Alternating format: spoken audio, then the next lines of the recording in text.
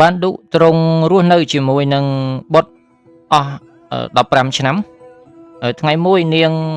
កន្តីគាត់បាននាំបុត្រទៅលេងនៅឯអាស្រមជិតខាងទុកឲ្យបានឌុនៅតែមួយអង្គឯងកាលនោះជានេតិខែរដូវដ៏ពោរពេញទៅដោយនៅពន្លឺព្រះសូរ្យានិងបព្វជិតនានាកំពុងតែលម្អព្រៃព្រឹក្សានតាវរដោយជះគុណបិតាតាមព្រះវិយោមកប៉ះនឹងនេសាម្ដងឧសៀនសត្តស្រឹងខ្លាចជាទីកន្លែងមួយដ៏ល្អប្រពៃគួរឲ្យរីករាយពន់ប្រមាណពេកក្រៃជាពិសេសគឺអាចញ៉ាំងសេចក្តីស្រាប់ស្រាលឲ្យកម្រើកឡើងផងដែរនៅក្នុងទីដ៏គួរឲ្យត្រអេកត្រអាលនេះដែលមានការជួយលម្អបន្ថែមទៀតដោយព្រះវសន្តៈជាទេវតានៃនីតិខរដូវដែលត្រូវជាមិត្តសម្លាញ់និងជាជំនួយការរបស់ព្រះកាមទេពផងនោះព្រះមហាក្សត្រជួនជាឃើញព្រះនាងមេត្រីព្រះនាងទ្រង់រំប្រកាយដោយសម្ពុតសូត្រពណ៌ក្រហមចាស់ស្ថិតនៅចំពីមុខព្រះភ័ក្ត្រព្រះបាទបានឌុនិងកំពុងតែខ្លាចជាចំណីចក្ខុនៃរបស់ព្រះអង្គដោយសារតែសម្រស់ផូរផង់របស់ព្រះនាងព្រះអង្គទៅជាលុះនៅក្នុងសេចក្តីស្នេហាលើព្រះនាងរកតែដកប្រតិយពុំរួចសោះអស់រយៈកាល18ឆ្នាំហើយតែព្រះអង្គខានរីករាយជាមួយនឹងរសជាតិនៃការគៀកកោជាមួយស្ត្រីភេទការមានតម្រេកដ៏ខ្លាំងញឹងឲ្យព្រះអង្គឃើញព្រះជាយាកាន់តែស្រស់ឡើងលែងឲ្យនឹកឃើញនៅបណ្ដាសាព្រះនាងមន្ត្រីក៏ប្រឹងរត់ឆ្លេឆ្លាកិច្ចចេញពីព្រះអង្គម្ដងទៅនេះម្ដងទៅនោះមិនខុសពីក្តាន់មួយក្បាលរត់កិច្ចពីសត្វខ្លាទេប៉ុន្តែបានឌុទ្រង់បានប្រើប្រកាយពលចាប់ព្រះនាងមន្ត្រីជាប់ដោយមិនយកប្រតិយទុកដាក់ទៅលើការតវ៉ានិងការព្រមាននៃព្រះជាយាឡើយបន្តិចក្រោយមកព្រះអង្គក៏សោយប្រតិបង្គត់ទៅសម្រាប់ទុកសោកលេងនឹងសេចក្តីតក់ស្លុតរបស់ព្រះនាងមេត្រីក៏រសាត់ទៅដល់ព្រះការរបស់ព្រះនាងកន្តីព្រះនាងកន្តីនិងព្រះចកុមារទាំង5អង្គក៏រត់រញាត់រញាល់ទៅដល់កន្លែងកើតហេតុភ្លាមព្រះនាងមន្ត្រីក៏ឲ្យព្រះរាជបុត្រនៅមួយកន្លែងសិនមុននឹងនាំព្រះនាងកន្តីទៅទតសពព្រះស្វាមីតែពីរព្រះអង្គព្រះនាងកន្តីទ្រង់ក៏ទម្លាក់ព្រះវិរោធទៅលើព្រះនាងមេត្រីដោយទ្រង់ស្ដីបន្ទោសព្រះនាងមេត្រីថាឯងដឹងពីបណ្ដាសាហើយតើហេតុអីបានជាឯងនៅតែបណ្ដោយឲ្យរឿងនឹងកើតឡើងបានម្ដេចក៏ឯងមិនរំលឹកព្រះអង្គអំពីបណ្ដាសានឹងអញ្ចឹងព្រះនាងមេត្រីក៏ឆ្លើយទៅព្រះនាងកន្តីដោយទូលពីដំណើររឿងទាំងអស់ព្រះនាងកន្តីទ្រង់ក៏យល់ភ្លាមថាព្រហ្មលិខិតគឺពិតជាខ្លាំងមែនសេចក្តីទុក្ខសោកដ៏ធំធេងបណ្ដាលឲ្យព្រះនាងដួលសន្លប់នៅលើព្រះធរណីព្រះនាងមេត្រីក៏លើកព្រះសពមកគ្របដណ្ដប់ដោយព្រះពស់សម្រាប់មហាក្សត្រដាក់ព្រះសពដេកទៅលើព្រះមជ្ឈទើបទ្រង់យកគុណទវេរីទៅស្រោបព្រះភ័ក្ត្រព្រះនាងគន្ទីឲ្យដឹងស្មារតីឡើងវិញព្រះនាងគន្ទីទ្រង់ក៏ឆ្មៀងព្រះនេត្រទៅព្រះភ័ក្ត្របានឌុដែលព្រះនាងកំពុងតែស្រមៃថាកំពុងតែបញ្ចេញប្រសិទ្ធការមួយដ៏សែនស្រស់បំព្រងខណៈនោះពួកឫស្សីនៅតាមច្រកភ្នំសត្តស្រឹងក៏នាំគ្នាមកជួបជុំមើលឆាកដ៏កំសត់ទាំងនោះសម្ដែងនៅសេចក្តីអាណិតអាសូរគ្រប់គ្នាយុធិសិទ្ធិរៈនិងព្រះអនុជទាំងអស់ទ្រង់ស្ថិតនៅត្រឹងនៅទីនោះទតព្រះសពទាំងសោកសៅនិងសោកស្ដាយរកវិចារអ្វីមកថ្លែងពុំបានព្រះអង្គទៅជាបន្ទោសព្រហ្មលិខិតផ្ទាល់ព្រះអង្គទាំងព្រះអសុជជលហោរហាមនិងទ្រង់ត្រាស់ថាពីថ្ងៃនេះតទៅយើងត្រូវទៅជាកូនកំព្រា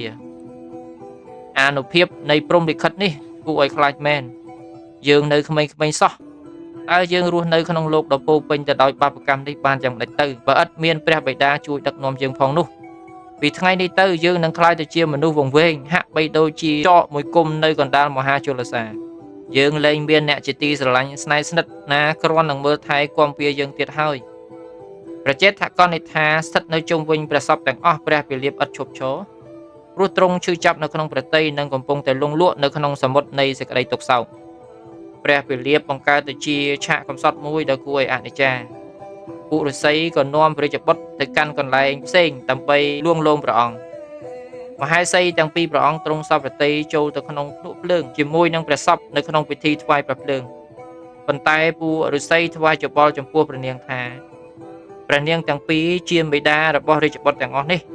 ព្រះនាងត្រូវមានករណីយកិច្ចនិងរក្សាជីវិតឲ្យគង់វង្សដើម្បីរួមរស់ជាមួយនិងជួយមើលថែទាំព្រះរាជកុមារដែលកំពុងតែធ្លាក់នៅក្នុងអន្លង់នៃសេចក្តីអស់សង្ឃឹមដ៏ជ្រៅមួយនេះក្នុងនាមបិតាជាទីស្នេហារបស់បុត្រ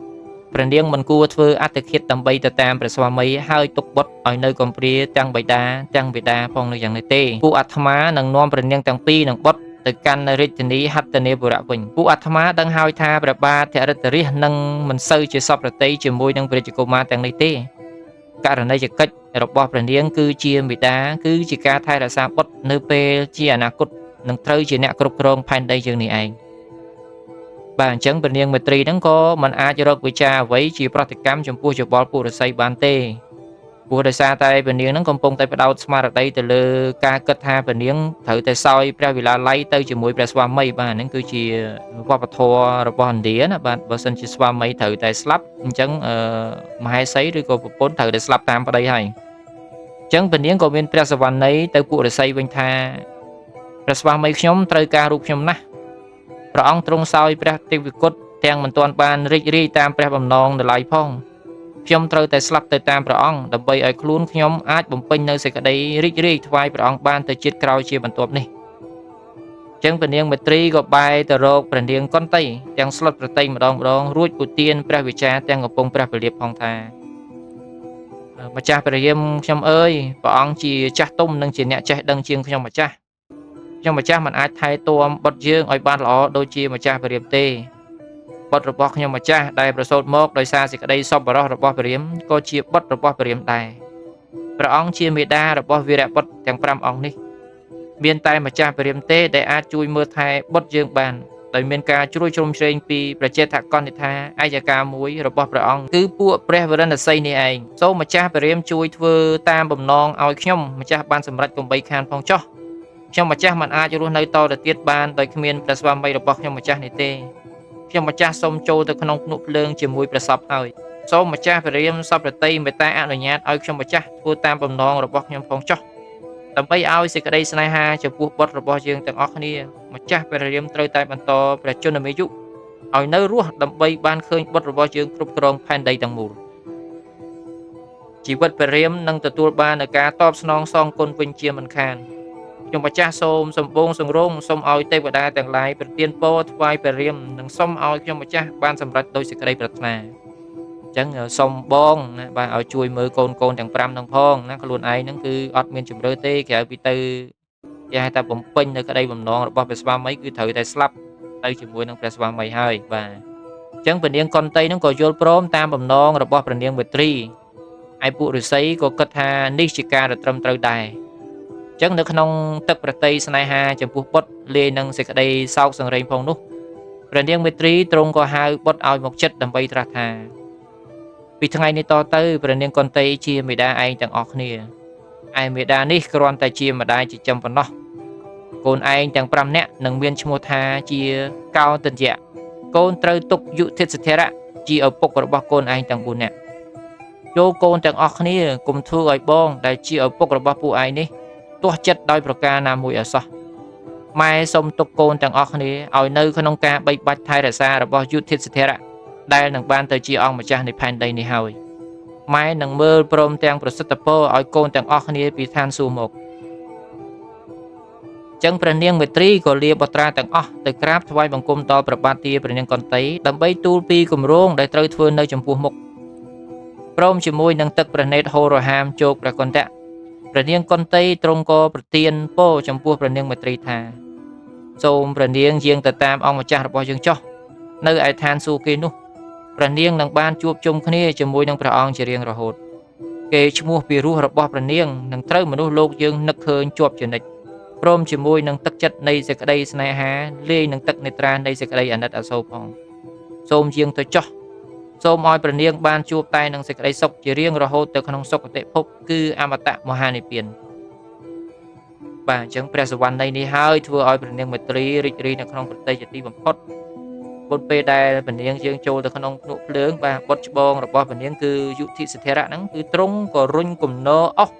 រំលាយព្រះសពចាប់ជលនេតហូស្រោចស្រពអច្ឆរស្រានសោះលុះពិធីជាប្រពៃណីនេះក៏បានចប់សពគ្រប់ហើយប្រជាករនៅភ្នំ